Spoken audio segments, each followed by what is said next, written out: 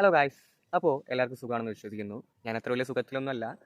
ചുമച്ച് പണിക്കുറ്റം തീർന്നപ്പോൾ ഡോക്ടറെ പോയി കണ്ടു. ഡോക്ടർ പറഞ്ഞു അലർജി ആണെന്ന് പറഞ്ഞു. അതേതായാലും അവിടെ നിൽക്കട്ടെ. ഞാൻ ഇന്നലെയും മിനിഞ്ഞാന്നും ഇന്നും ഒക്കെ ആയിട്ട് ഞാൻ കേൾക്കുന്ന ഒരു ന്യൂസ് ഉണ്ട്. അതായത് ഈ ഒരു രാഹുൽ മാങ്കൂട്ടത്തിലുള്ള വിഷയത്തിൽ കോൺഗ്രസ്സിൽ രണ്ട് ചേരിയാണെന്നുള്ളത്.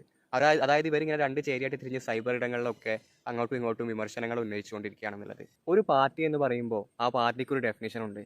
അതായത് ഒരേ ഐഡിയോളജി ഉള്ള അല്ലെങ്കിൽ പ്രത്യയശാസ്ത്രമുള്ള ഒരു കൂട്ടം ആളുകളുടെ ഗ്രൂപ്പിനെയാണ് ഈ പൊളിറ്റിക്കൽ പാർട്ടി, രാഷ്ട്രീയ പാർട്ടി എന്നുകൊണ്ട് ഉദ്ദേശിക്കുന്നത്. അതുപോലെ തന്നെ മറ്റൊരു ന്യൂസ് ഞാൻ കേട്ടിരുന്നു. അത് ഈ ഇപ്പോൾ ഇന്നലെ മിനിയാന്ന് നോക്കുക. ഏതായാലും ഇവിടെ അടുത്ത് കേട്ടിരുന്നു. വേറെ ഒന്നുമില്ല, നമ്മുടെ മുഖ്യമന്ത്രിയെ മറ്റേ മന്ത്രിമാരെയൊക്കെ നമ്മൾ അവരെ കുറിച്ചൊക്കെ സംസാരിക്കുമ്പോൾ ബഹുമാനപ്പെട്ട എന്നുള്ള ഒരു പ്രയോഗം നടത്തണം എന്നുള്ള ഒരു കാര്യം.